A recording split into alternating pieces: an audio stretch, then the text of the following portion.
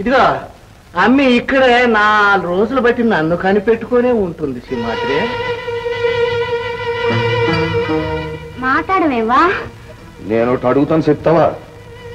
మావా పెద్దోడివి, నువ్వు కూడా వినాలా? ఏటి సింహాద్రి? నీ మాటకు నేను ఎప్పుడు ఎదురు చెప్పలేదు, దీన్ని నేను ఎప్పుడు కష్టపెట్టలేదు. కానీ ఇవాళ తప్పదు. రంగ స్వయంగా కళ్ళారా చూసి చెప్పినాడు. ఊళ్ళకి ఆపరేషన్ చేసి వాళ్ళు వచ్చినారంట, నేను ఆపరేషన్ చేయించేసుకుంటాను, మీరు అడ్డు చెప్పు. ఈ పాడి దానికైనా సినిమా బొమ్మలకు మొక్కమే తీసుకున్నా మరి. అదేటి సింహాద్రి, నేను చెప్పాను కదా కొడుకు పుట్టాలని. అతగాడి బాబుకి ఎట్లా రోజు పాడే పాటే కదా, నూకలు ఎక్కడున్నా చెప్పు, వంట చేసి ఇయ్యాల. సస్తే అల్లుడోడు వస్తే నూకలేటమ్మి, పరువు తక్కువ. బియ్యము పప్పు బద్ద పట్టరా. డబ్బు కనబడి నీకయ్యా, అల్లురోడికి డబ్బు కనబడిస్తే ప్రమాదం. అవునయ్యే అమ్మి, అల్లుడి కళ్ళబడ్డ డబ్బు కుక్క కళ్ళబడ్డ శాప మరి దక్కవు.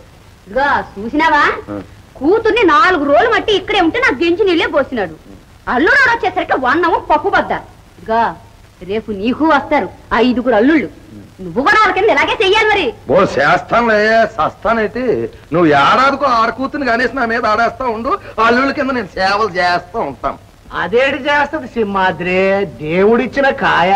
దేవుడేటి మావా, నీ కూతురికి మొగుడు దేవుడు కాదు. నేను ఇలా ముట్టుకుంటే పిల్లలు పుట్టుకొచ్చేస్తుంటే ఇది ఎక్కడ గోస? ఏటి పులుసులో ఉప్పు చాలేదు కదేమే?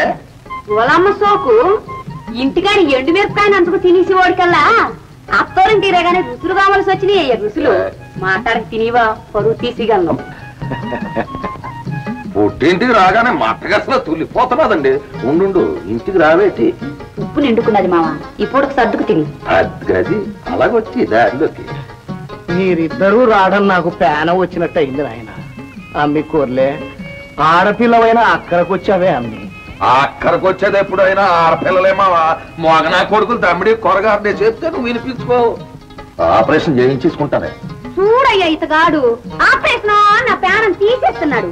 మగపిల్లల కోసం చూస్తే ఆడపిల్లలు పుట్టేస్తున్నారట, ఇసుకుపోతున్నాడు.